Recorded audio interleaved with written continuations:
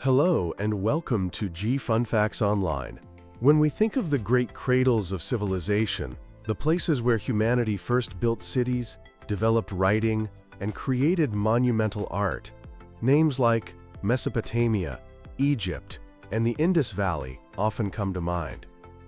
But halfway across the world, nestled between the arid Pacific coast and the towering spine of the Andes Mountains, another of humanity's foundational cultures took root. For decades, our understanding of this story, the story of ancient Peru, was anchored by a powerful and enigmatic civilization known as the Chavín.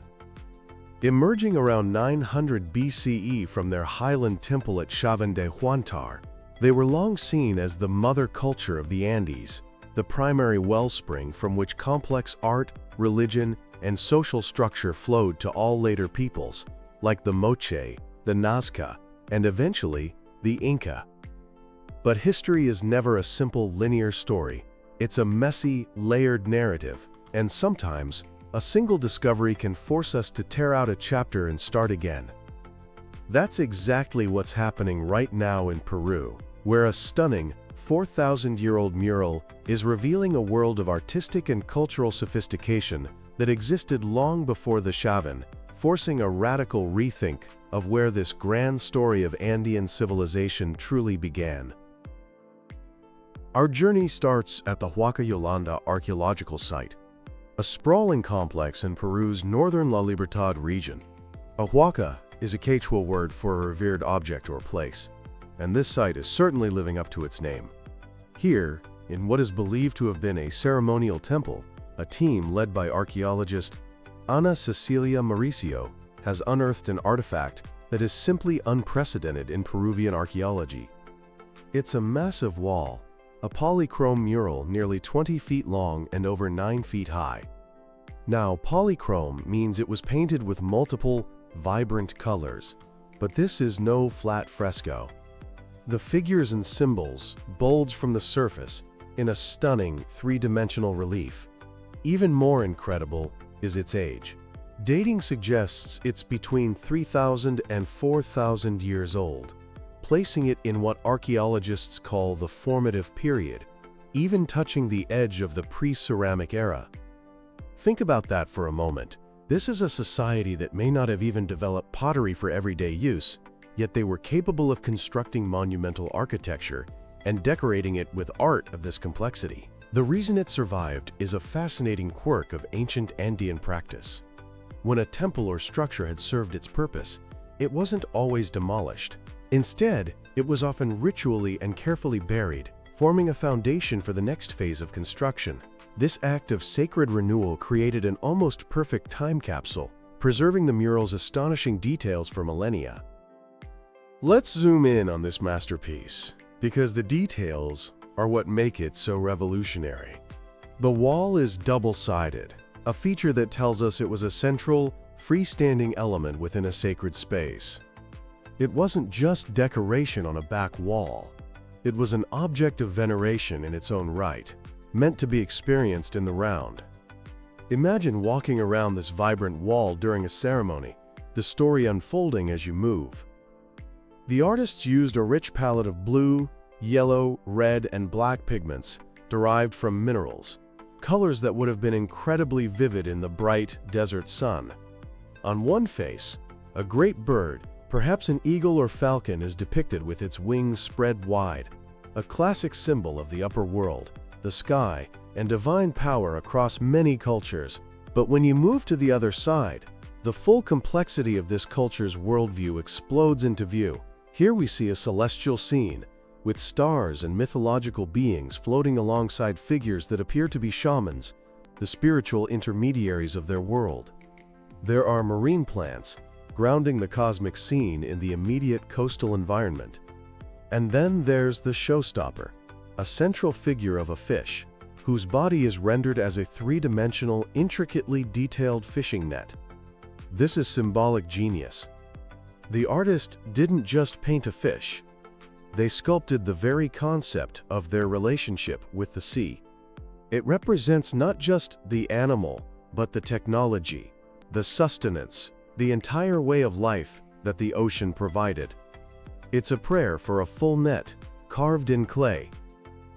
Archaeologist Ana Cecilia Mauricio explains that this iconography points to a deep, ritualistic relationship with the natural world. She notes that the use of cool colors like the blue, in addition to the three-dimensional forms, suggests a ritual relationship with the sea and natural cycles. This wall was almost certainly the focal point for ceremonies dedicated to water, marine fertility, and the cosmic balance that ensured their survival. The sheer existence of this mural rewrites the timeline of artistic innovation in the Americas. Three-dimensional relief murals, complex iconography, and a multicolored palette were not supposed to exist on this level of sophistication this early. This discovery proves that a distinct, powerful, and artistically brilliant coastal tradition was flourishing on its own, developing a unique visual language centered on the sea and the stars, long before the famous jaguar and serpent gods of the Highland Chavín culture began to spread their influence. But this isn't an isolated incident. If we travel further south, to the Huaca Valley near modern-day Lima, another set of murals from the same era tells a parallel yet starkly different story. Here lies the archaeological site of Vichama. Vichama was an agricultural and fishing settlement that was part of the even more ancient Mural civilization, the oldest civilization in the Americas. While Huaca Yolanda speaks of abundance, Vichama speaks of catastrophe. The murals here, dated to around 800 years ago, are a harrowing chronicle of a society grappling with the devastating effects of climate change. Excavations led by the world-renowned archaeologist Drive Ruth Shady Solis have uncovered reliefs that are profoundly disturbing. They show rows of emaciated, skeletal human figures, their ribs prominent, their stomachs depicted as empty. These are not abstract symbols of death. They are literal, graphic representations of a people starving during a period of prolonged drought and famine that struck the region around 1900 BCE. Imagine the desperation of a society that feels the need to carve its own suffering into the sacred walls of its temples. It's a society documenting its own trauma, perhaps as a warning to future generations, or as a desperate plea to the gods. Yet, amidst this gallery of despair, there are incredible symbols of hope and resilience. This is what makes Vichama so compelling. It's a story of survival, not just collapse. One of the most significant murals found there shows a humanized toad with its arms outstretched. In nearly all Andean mythologies, the toad is a powerful symbol of water and rain.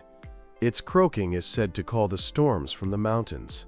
Found near this toad is a carving of a human-like head with its eyes closed. Dr. Shady interprets this entire scene as a prayer and a celebration representing the return of water after the long nightmare of drought. It's a testament to their enduring faith that the cycle would turn.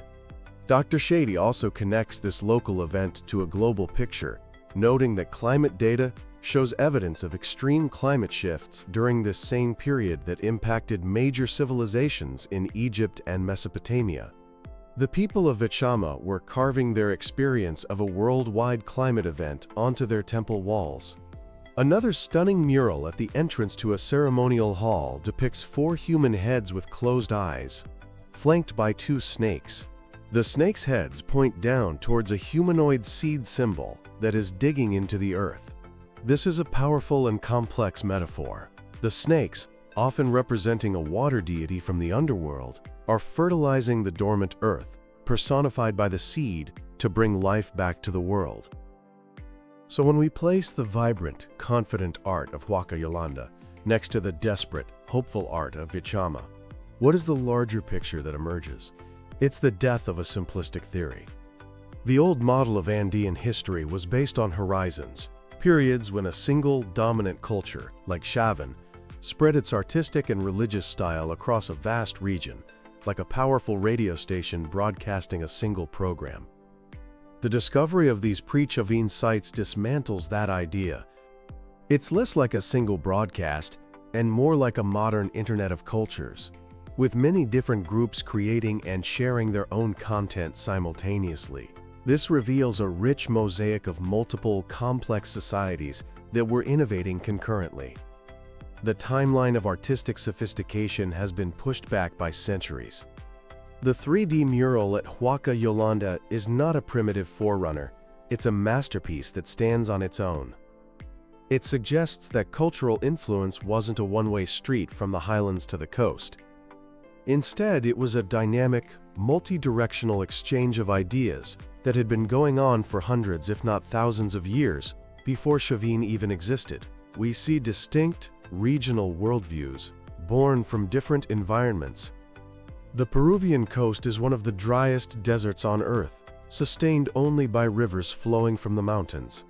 Life was always precarious. Huaca Yolanda's art is a celebration of the Pacific's bounty, a prayer that the ocean's gifts continue. Vichama's art is a historical narrative of a climate crisis when the rains failed and the rivers ran dry. This diversity of belief and expression is the true foundation of Andean civilization, not the homogenized iconography of a single mother culture. Furthermore, Vichama serves as a crucial epilogue to the story of the Carol Supe civilization, which had flourished for 500 years. Its decline, hastened by earthquakes and climate change, was a pivotal moment. The murals at Vichama capture the memory of that crisis, creating a tangible, 800-year-old link between environmental collapse and cultural expression. This makes it all the more tragic that these irreplaceable windows into the human past are under constant threat. History buried for 4 millennia can be erased in a single afternoon. The Huaca Yolanda site is in immediate danger from illegal agricultural expansion. Heavy machinery has been spotted clearing land for crops right on the edge of the protected zone, destroying unexcavated murals and artifacts. Looting is also a relentless problem, with treasure hunters robbing these sites of their context and destroying the very information archaeologists need to piece together these ancient stories. Ana Cecilia Mauricio has made urgent public appeals for authorities to provide perimeter fencing and specialized security to safeguard this fragile heritage. Because what is at stake here is more than just Peruvian history.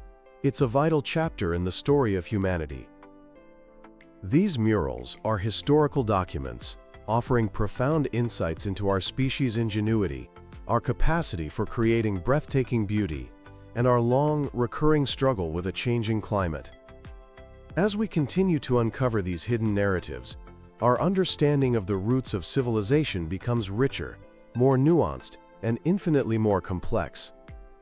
They prove that long before the famous empires we read about in history books, a vibrant, multifaceted world of artistic and cultural genius was already thriving, leaving us stories that are only now, after 4,000 years, coming to light. And it leaves us wondering, what other masterpieces are still lying just beneath the sand, waiting to rewrite history all over again?